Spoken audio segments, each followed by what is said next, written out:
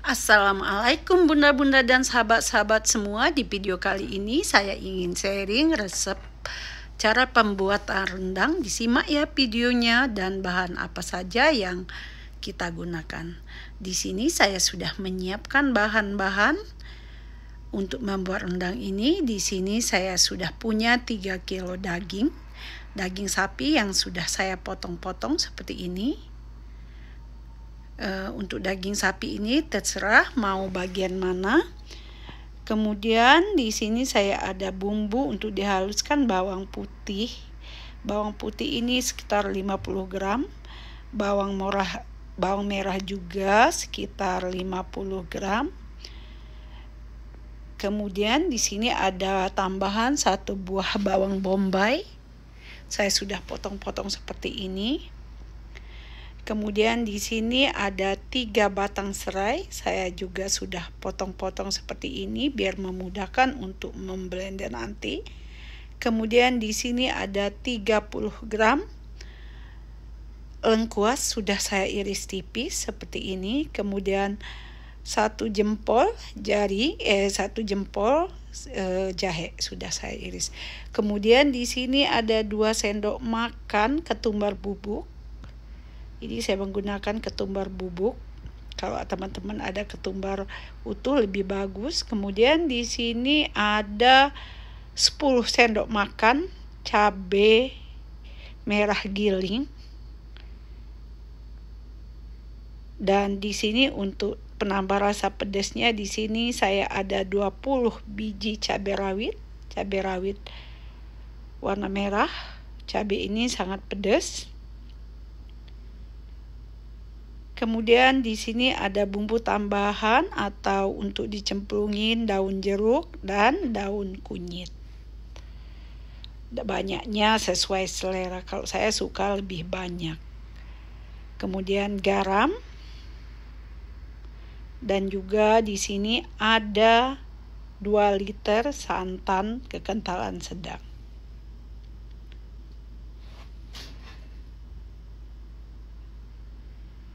Nah, itulah dia bahan-bahan yang kita gunakan, yang kita butuhkan untuk membuat rendang ini. Untuk bahan-bahan ini semuanya kita akan blender. Saya akan mulai dari bawang-bawangan.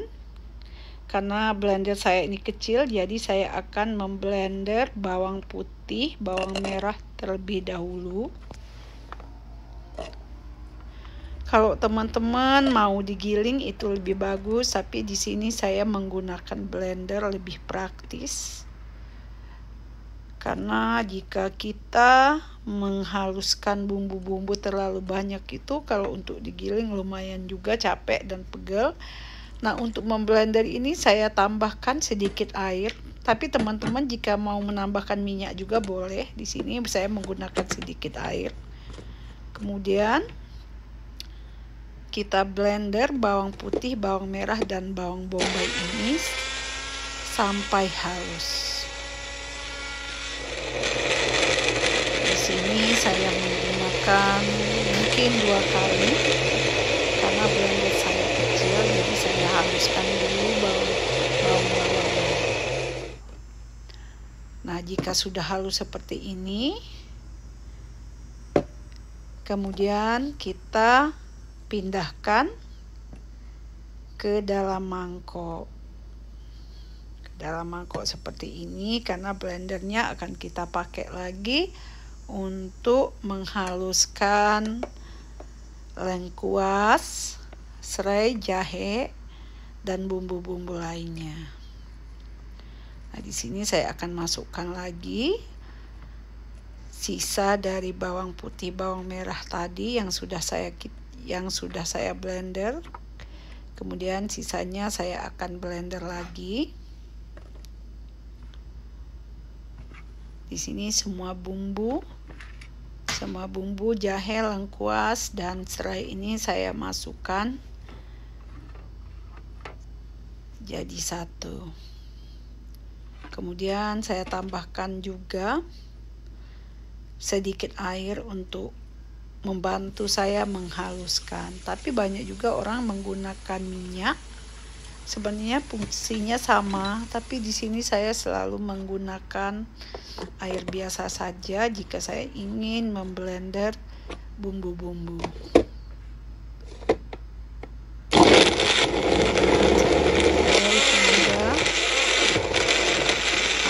Ini sepertinya blender saya ini kurang bagus. Mungkin karena sudah beberapa kali dipakai, jadi kehalusannya itu sepertinya kurang. Jadi saya akan pindahkan saja di blender yang paling besar seperti ini.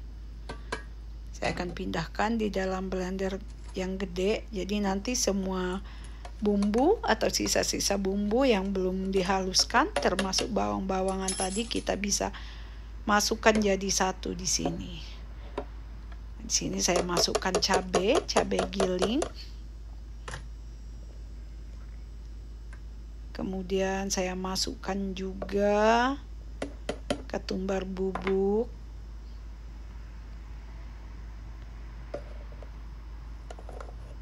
Cabai rawit utuh. Saya masukkan juga, kemudian bawang putih, bawang merah yang sudah saya haluskan tadi. Saya gabung juga jadi satu di sini. Kemudian kita akan blender hingga halus. Sebenarnya tadi kalau tahu blendernya tadi untuk menghaluskan bumbu-bumbu seperti lengkuas dan serai tidak halus, saya mungkin menggunakan langsung blender yang besar ini. Tapi tadi pikir saya blender yang kecil tadi mampu untuk menghaluskan bumbu-bumbu yang sebanyak itu, ternyata tidak. Jadi saya pindahkan di blender ini. Nah, jika sudah halus seperti ini, kemudian kita matikan. Nah, kehalusannya ini tidak begitu halus, masih ada terlihat biji cabai, tapi yang pasti bumbu-bumbu kayak lengkuas, serainya sudah halus. Jika sudah halus seperti ini, kemudian kita campurkan ke dalam daging yang sudah kita potong-potong dan kita cuci bersih tadi. Kita gabung seperti ini. Ini cara pembuatan rendang saya seperti ini. Jadi saya gabungkan bumbu halus, daging dan daun-daunan, daun jeruk dan daun kunyit. Kemudian saya aduk hingga tercampur rata. Di proses awal ini saya tidak menggunakan air sama sekali atau minyak maupun santan. Jadi saya hanya mengaduk bumbu yang sudah saya haluskan tadi hingga rata, baru kemudian saya akan nyalakan api. Saya nyalakan api dan kemudian kita masak hingga dia mengeluarkan air dari bahan dari daging ini tadi. Untuk pemasakan awal ini kita sama sekali tidak menambahkan air ataupun santan. Jadi kita cuma aduk-aduk saja seperti ini sampai dia mengeluarkan air.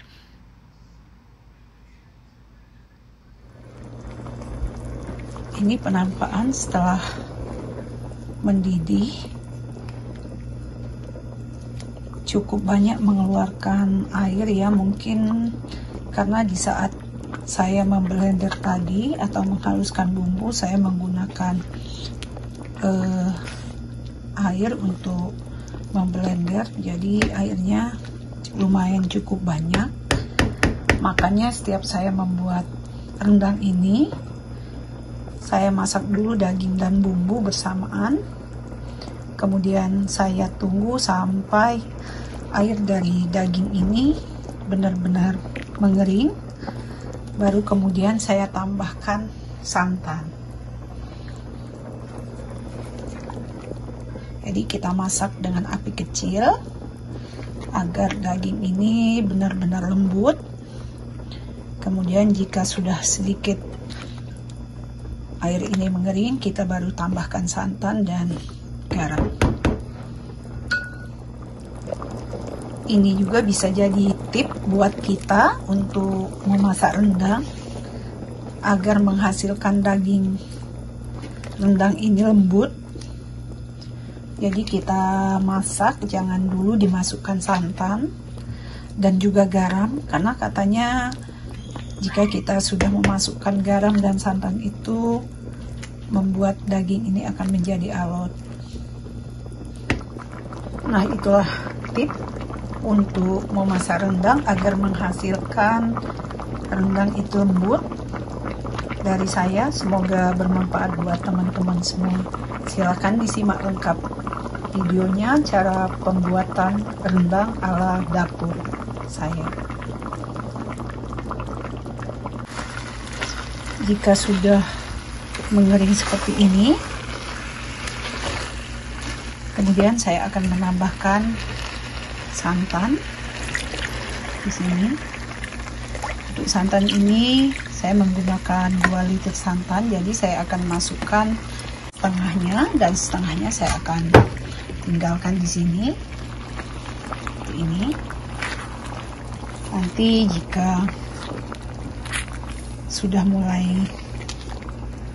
mengering lagi, kemudian saya akan tambahkan yang setengah dari santan. Sepertinya santan yang sudah saya masukkan tadi sudah mulai sedikit mengering. Kemudian saya akan tambahkan semua santan ke dalam rendang ini.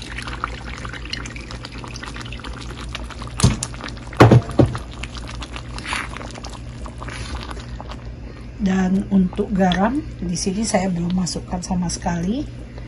Saya akan masukkan nanti di saat santan yang kedua ini sudah mulai mengering, baru saya akan tambahkan santan. Kemudian kita masak hingga santan ini mengering. Di sini saya belum menambahkan garam sama sekali. Jadi kita tunggu sampai santan yang kita masukkan kedua tadi sudah mulai mengering lagi. Kemudian di saat itu kita akan menambahkan garam. Di sini santan sudah sedikit mengering dan rendang ini sudah sedikit mengental. Kemudian saya akan tambahkan garam secukupnya saja. Di sini saya cuman kira-kira mungkin sekitar 2 sendok makan saya tambahkan. Kemudian kalau misalnya nanti kurang asin, saya akan tambahkan. Di sini saya menambahkan 2 sendok makan, tapi untuk garam di sini itu masih tidak terasa asin. Beda dengan garam kita di Indonesia. Nah, jadi nanti saya akan coba, jika nanti memang sudah cukup saya tidak akan tambahkan. Jika masih kurang saya akan menambahkan. Nah, di sini prosesnya kita cuma menunggu pengeringan saja. Jadi kita masak dengan api yang sangat kecil. Di sini saya cuma taruh di medium, antara low dan 2. Jadi saya apinya benar-benar sangat kecil. Kita hanya mengeringkan saja. Kemudian kita masak sampai mengering. Ini.